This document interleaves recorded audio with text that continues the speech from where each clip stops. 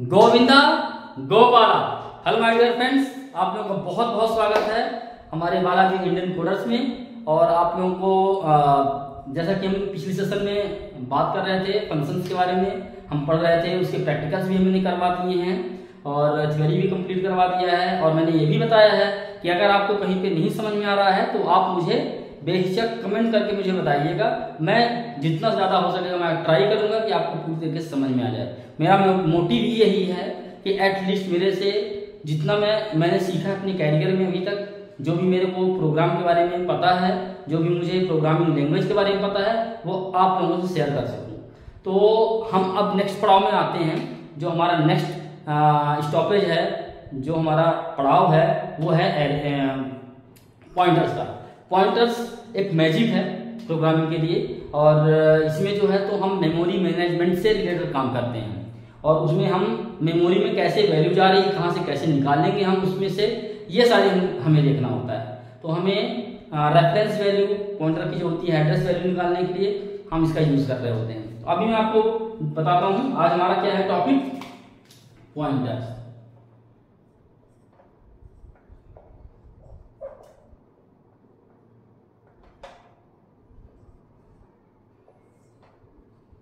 थोड़ा सा क्लियर लिख दूं।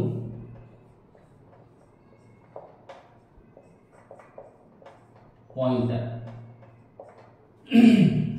पॉइंटर मतलब पॉइंट करने वाला। पॉइंट मतलब जो हम इंगित करना, मतलब इंगित हिंदी में कहते हैं। पॉइंट मतलब इंगित करना, उसको बताना, दिखाना, वो रास्ता दिखाना उसको। या कह सकते हो कि हम नहीं कहते हैं, जैसे बोलचाल की भाषा में बोलते हैं कि वो उसको पॉइंट कर रहा था, इस चीज को पॉइंट कर रहा था, बता रहा था, इस चीज को पॉइंट कर रहा था, मतलब एड्रेस करना उसको।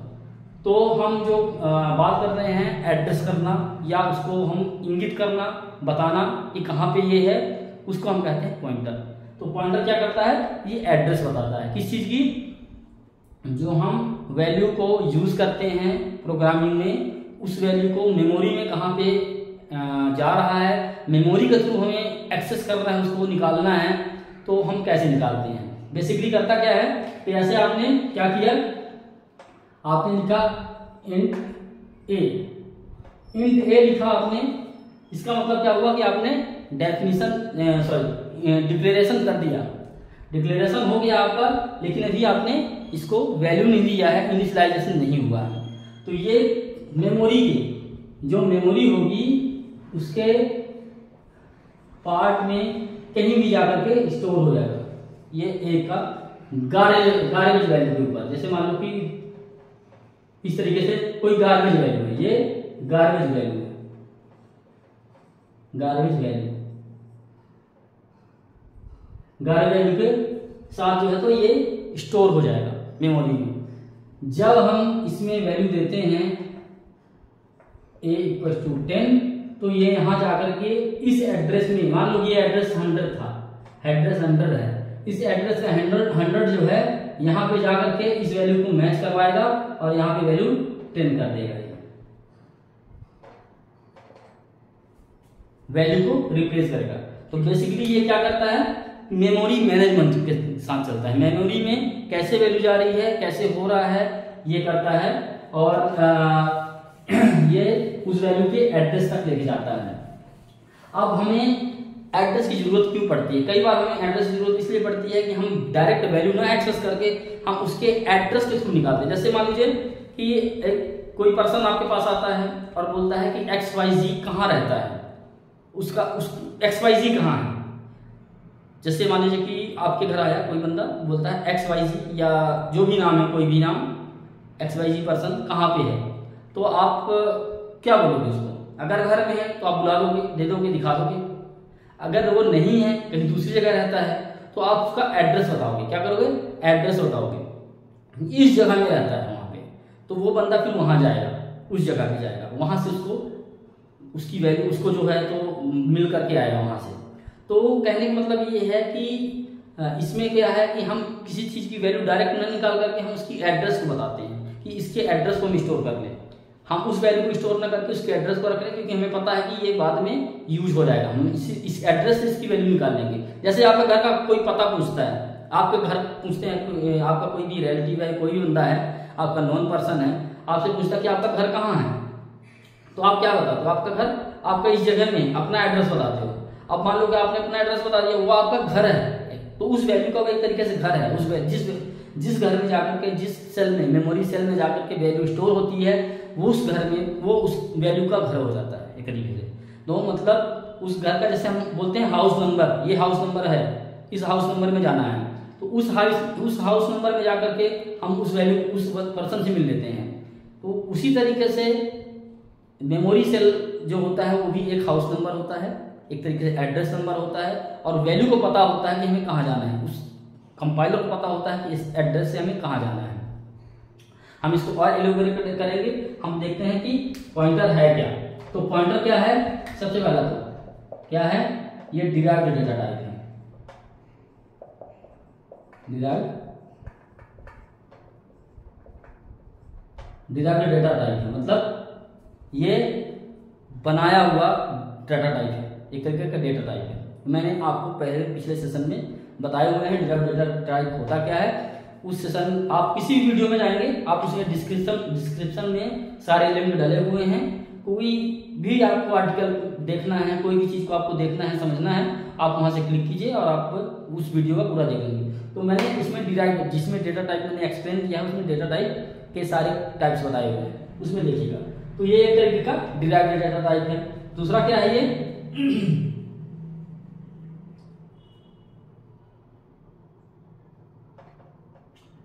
दूसरा है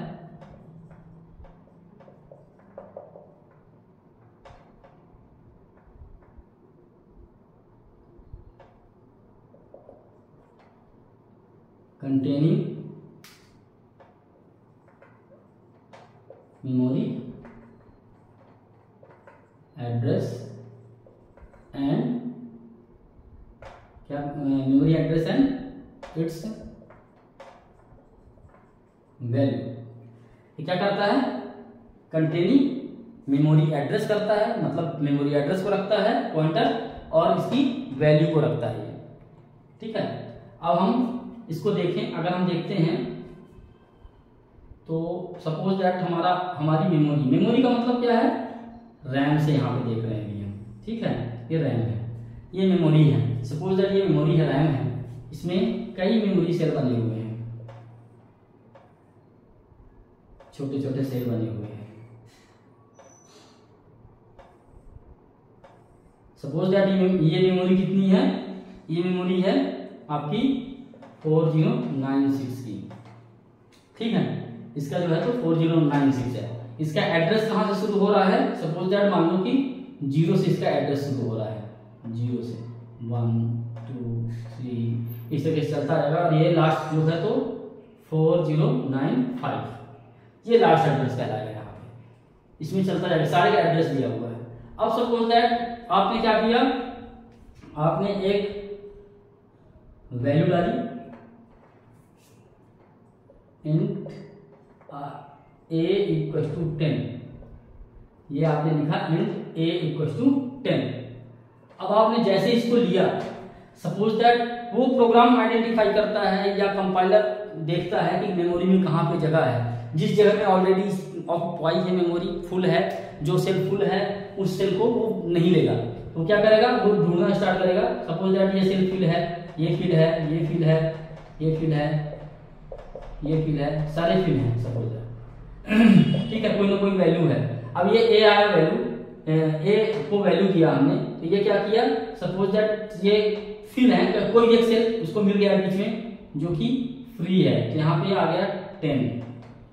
अब इसका हम अगर एड्रेस देखें तो कैलकुलेशन में इसका एड्रेस अगर आप देखें पूरा का पूरा, तो इसका मान लो एड्रेस पड़ रहा है 1920, ये इसका एड्रेस हो गया। अब इस एड्रेस को हम क्या करते हैं, ये हमारा क्या है? पॉइंटर की का एड्रेस है, ये वैल्यू जो है। अब हम इस वैल्यू, ये जो वैल्यू अगर हमें एक्सेस करना होगा तो हम इस एड्रेस से निकाल लेंगे। मतलब अगर आप अपने आप किसी पर्सन से मिलने जाते हो तो वो आपको वहीं से आपको एड्रेस डालना होगा, उस एड्रेस से आप उसको आइडेंटिफाई कर लोगे, मिल लोगे, देख लोगे जाकर के। तो ये इसका फंडा है मेमोरी मैनेजमेंट का। अब जो है हमारा इसका हम कुछ एडवांटेज देखते हैं, इसकी क्या क्या ऐसे एडवांटेजेस हैं जो कि जिसकी वजह से ये बहुत अच्छा है पॉइंटर।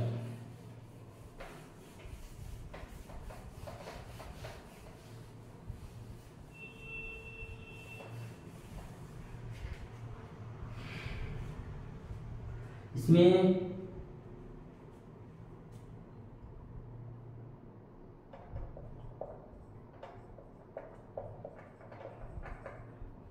एडवांटेजेस, पहला more efficient,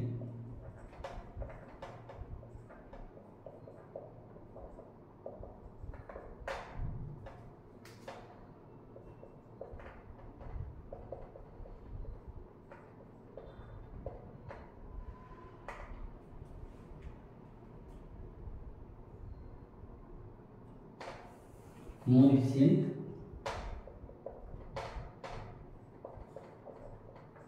array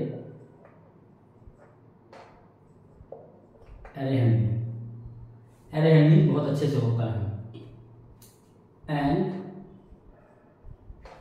array handling and data table handling।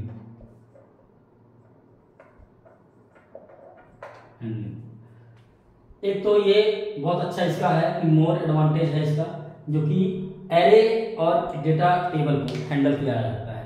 अब क्यों एरे और डेटा टेबल को हैंडल अच्छे से किया जा सकता है? क्योंकि एरे जो है तो एक रो या कॉलम है, पूरी पूरी इसमें वैल्यू होती है। हम उसके एड्रेस से, उस एरे में जो एड्रेस हैं, उस एरे में से कोई एक एड्रेस ले करके उसकी वैल्यू निकाल सकते हैं, इसलिए बहुत इफिशियंट है। और डेटा टेबल से इसमें हम एड्रेस से पूरी तरीके से निकाल सकते हैं। दूसरा क्या है? सेकंड है आपका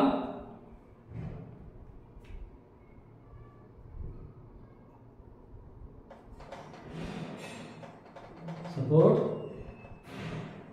मेमोरी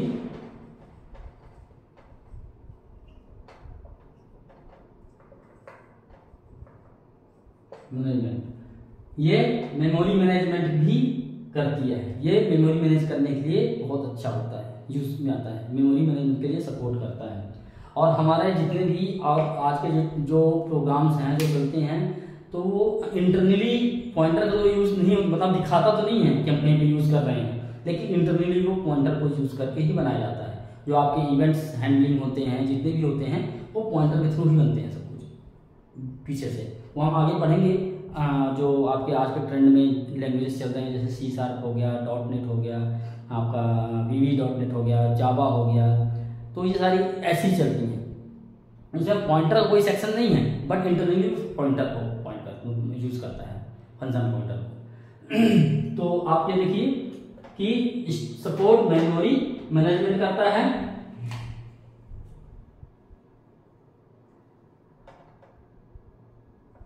तीसरा क्या है? रिड्यूस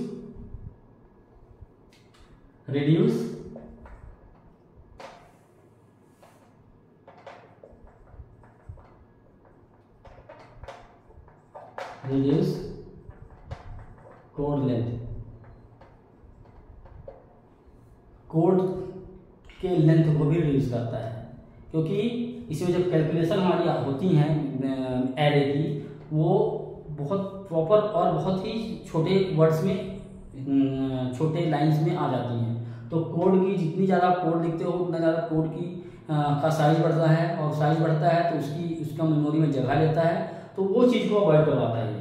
तो रिड्यूस कोड लेंथ, कोड की लेंथ को। तीसरा, चौथा क्या है?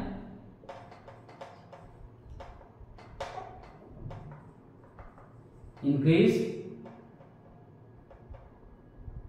परफॉर्मेंस।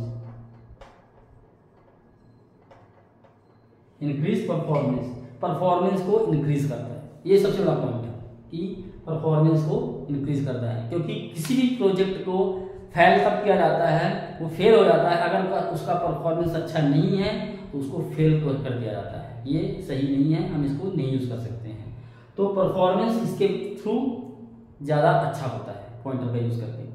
तो इसके ये कुछ जो हैं, तो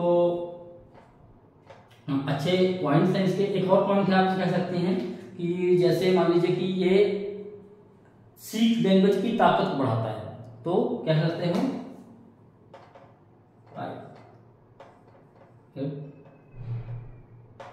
इट इज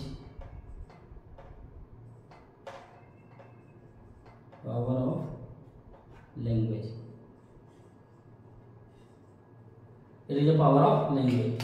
ये लैंग्वेज का पावर है तरीके से, किसी भी लैंग्वेज में रहता है पावर है उसका, तो ये इसका एडवांटेज है। कुछ इसके डिसएडवांटेज भी हैं। डिसएडवांटेज मैं आपको बता देता हूँ, जैसे कि मान लो कि आप मेमोरी मैनेजमेंट कर रहे हो, लेकिन कोई ऐसी चीज़ आपने गड़बड़ कर दी है लूप के थ्रू, या कुछ ऐसे ही हो गया है कि जिसमें मेमोरी आपके इरेज होना स्टार्ट हो जाते हैं, तो उसमें क्या है कि जैसे मान लो कि उसका डिसएडवांटेज मैं थोड़ा सा एक्सप्लेन करूँगा आपको। ये बहुत बड़ा डिसएडवांटेज है इस पॉइंटर का, कि सपोज दैट कि आपका एक मेमोरी है बना हुआ है, इसमें ऐसे बना हुआ है, ठीक है, मेमोरी है, इसमें कुछ में वैल्यू है, कहीं कहीं है, फील्ड है, लेकिन और जो बचे हुए हैं। अब आप प्रोग्रामिंग कर रहे हो, आपने लूप लगाया और वैल्यू फिल करवाना शुरू किए, ठीक है ना। अब आपका कोई ऐसा लूप चल जाए, कुछ ऐसा गड़बड़ हो जाए कोड में, लॉजिकल एरर बना दो आप कि वो पूरे का पूरे सब फिल कर दे, सबको फिल कर देगा मेमोरी को, पूरा का पूरा मेमोरी फुल कर देगा, और उसके बाद वो तब भी ब्रेक नहीं करेगा, फिर वो एरर देगा, एक्सेप्शन देगा कि आपका मेमोरी आउट ऑफ मेमोरी हो गया है। तो एक तो ये एरर करता है। दूसरा, कई बार ऐसा होता है कि कुछ मेमोरी के सेल को ऐसे वो बना देता है, ऐसे वो कर देता है कि ये डैमेज हो जाता है, वो सेल डैमेज हो जाता है, और वो कभी उस मेमोरी का कभी यूज नहीं हो पाता है जब तक कि आप उसको फॉर्मेट नहीं करते हो या उसके रैम को चेंज नहीं करते हो। कुछ इस तरीके से प्रॉब्लम आ जाती है। तो मेमोरी मैनेजमेंट करना थोड़ा सा मतलब सुनने में तो अच्छा लगता है, लेकिन थोड़ा करना टिपिकल भी है। तो मेमोरी में ज़्यादातर सिंपल प्रोग्राम हम बनाते हैं जब हमें ज़रूरत होती है, जैसे हम बड़े ऑर्गेनाइजेशन में काम कर रहे हैं और उसमें हमें मेमोरी मैनेज करना है, रैम के ऊपर काम करना है, तो हम उसको चिप लेवल प्रोग्राम करनी है, तब हमें पॉइंटर का यूज़ करना पड़ता है। उस टाइम पे हम पॉइंटर का यूज़ करते हैं। तो ये तो हो गया आपका जनरल सा एडवांटेज और डिसएडवांटेज। अब हम क्या करते हैं कि मेमोरी का सेल बनाते हैं। हम मेमोरी का क्या करते हैं,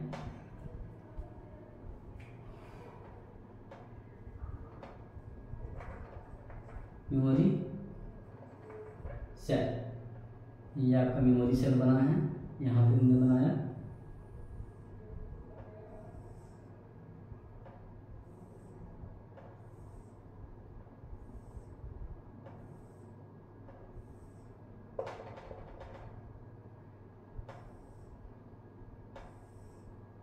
ठीक है, सपोज दैट ये मेमोरी जो है, इस मेमोरी की साइज जो है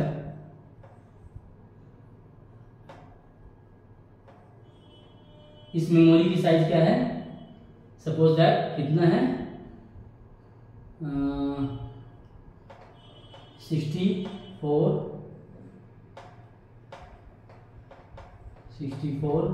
के है। तो इसकी साइज कितनी होगी, इसकी साइज होगी, साइज पूरी होगी, ये 0 से स्टार्ट होगा, हमेशा 0 से स्टार्ट होगा, 1 2 इस तरीके से चलता जाएगा, चलता जाएगा, और ये कहाँ तक चलेगा, ये आपका चलेगा 6 5 5 3 5, यहाँ तक चलेगा। ये 64K का है, किलोबाइट का, 64 किलोबाइट की मेमोरी का ये इतना वो होता है, क्या कहते हैं आपका, इतने सेल होते हैं। अब ये जो है, आप देखिए मेमोरी सेल्स जो हैं, ये एक तो पहली बात ये सीक्वेंशियल है। क्या है,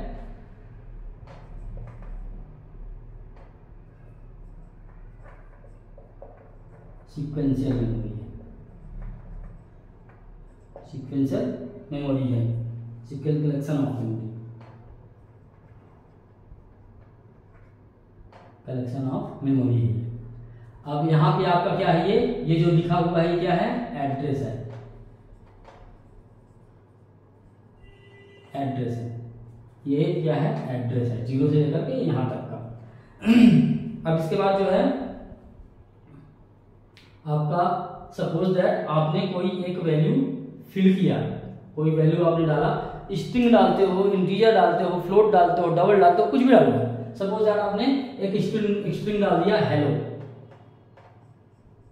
हेलो ये हेलो आपने डाला यहाँ पे।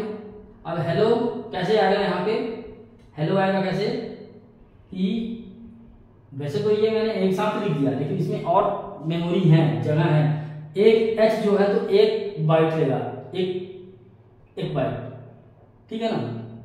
तो जैसे मान लो कि HELLO 5 हैं तो 5 बाइट ले लेगा इसमें, वहां पे एक कैरेक्टर एक बाइट लेता है।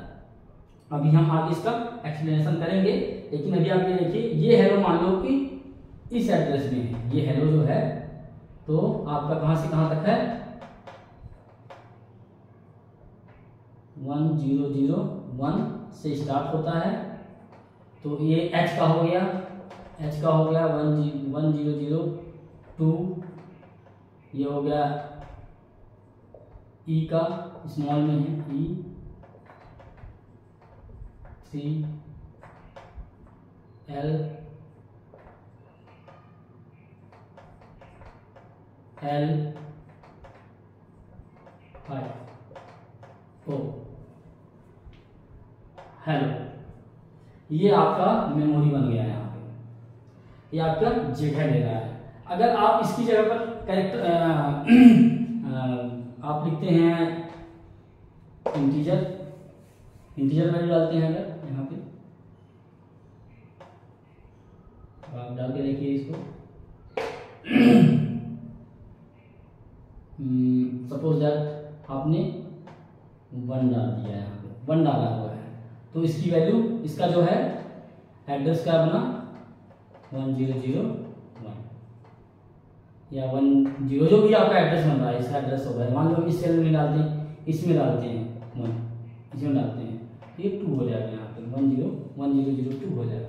इस तरीके से हम इसके मेमोरी की वैल्यू दिख रही होती है। अब हम देखते हैं इसमें क्या, अब हम इसके थोड़ी लॉजिक को समझते हैं। अभी तक मैं इसका इंट्रोडक्शन दे रहा था कि पॉइंटर है क्या चीज, क्या कर रहा है, ये पॉइंट कर रहा है एड्रेस, वैल्यू जो है तो पॉइंट करता है एड्रेस, मतलब एड्रेस हमसे कोई ये पूछता है कि XYZ पर्सन कहाँ है, तो हम उसके एड्रेस को पॉइंट करते हैं, हम उसको बताते हैं कि इस एड्रेस में चले जाओ, वो बंदा मिल जाएगा। तो जैसे हम बोलेंगे कि हमें हमारा जो वैल्यू है 1 वो कहाँ है, तो वो बताएगा बंदा, जो हमारा कंपाइलर को हम अपने कोडिंग में इंफॉर्मेशन देंगे, वो हम बताएंगे इस एड्रेस में जाकर के उस बंदे को ढूंढ दो।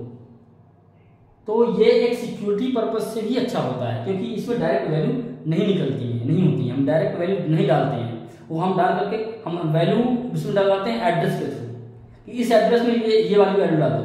अगर हम बोले प्रोग्रामिंग हम आपको दिखाएंगे कि इस एड्रेस में ये वाली वैल्यू डाल दो, वो वाली वैल्यू डल जाएगा, अगले को पता नहीं चलेगा किसी को, वो जब कोई एक्सेस करने वाला होगा वही देख पाएगा कि वो वैल्यू कहाँ पे है। तो आपका एक तो ये हो गया। तो अब मैं थोड़ा सा प्रोग्रामिंग टर्म्स में आपको बताता हूँ कि क्या है। मान लीजिए कि हमने एक इंट लिखा है, इंट लिखा, जो हमारा हम सिंटेक्स कैसे लिखते हैं, स्टार, मान लो वेरिएबल का नाम लिख दिया, पी लिख दिया, मान लो PTR लिख दिया, ठीक है। और इक्वल टू हमने मान लो हमने क्या दे दिया 1002 दे दिया। तो इसमें क्या है, कोई एक वैल्यू है 1 है, ठीक है, इसमें ये वैल्यू है, ये वाली वैल्यू, ठीक। अब इसमें क्या क्या चीजें हैं, ये इंट लिखा है मैंने, इंट क्या है, एक तो डेटा टाइप हो गया, डेटा टाइप हो गया। ये स्टार क्या है, ये स्टार जो है ये है पॉइंटर, पॉइंटर की, ये पॉइंटर की है, बिना इसके स्टार लगाए हुए हमें ये नहीं पता चलेगा कि ये पॉइंटर है भी या नहीं है। अगर ptr बस सिंपल लिख देंगे तो ये नॉर्मल वैल्यू वाली वेरिएबल हो जाएगा, लेकिन हम स्टार लगा देंगे तो क्या हो जाएगा, एड्रेस हो जाएगा। पॉइंटर की दैट मींस एड्रेस है, ये इसको हम एड्रेस भी कहते हैं। ये चीज जो है हमारा क्या है, एड्रेस हो गया। ये क्या हो गया, वेरिएबल हो गया।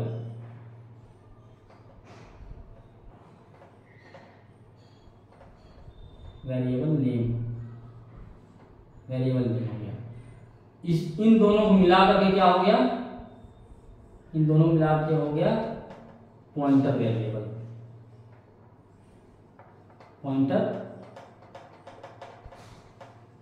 पॉइंटर वेरिएबल मतलब अगर हम इन दोनों की बात करते हैं मिला करके, इसको दोनों को मिला करके अगर हम बात करते हैं तो ये हो गया आपका पॉइंटर वेरिएबल, दोनों मिला करके ऐसे कर लो, दोनों मिला करके पॉइंटर वेरिएबल हो गया। ये तो आप जानते हो असाइनमेंट का ऑपरेटर है। ये एड्रेस है, सपोज दैट इस वेरिएबल का एड्रेस 1002 है, तो उसमें वैल्यू ये है,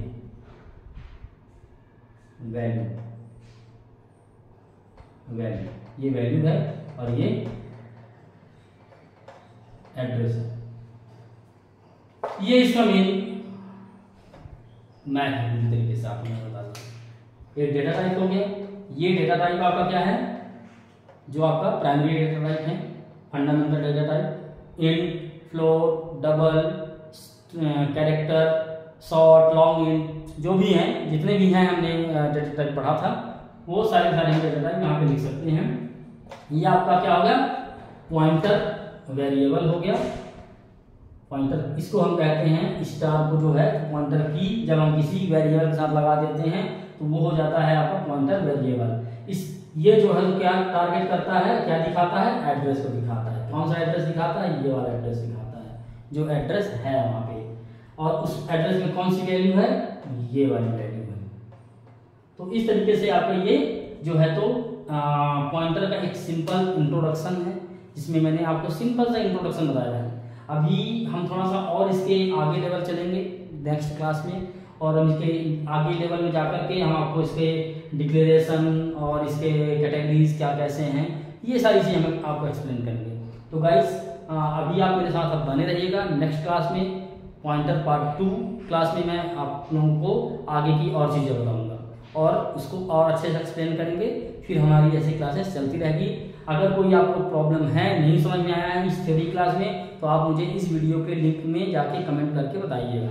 मैं उसको ट्राई करूँगा कि आपका वो डाउट या आपको जो चीज़ समझ नहीं आया है मैं उसको रिजॉल्व करूँगा। तब तक के लिए गाइस, नेक्स्ट क्लास तक के लिए थैंक यू, बाय।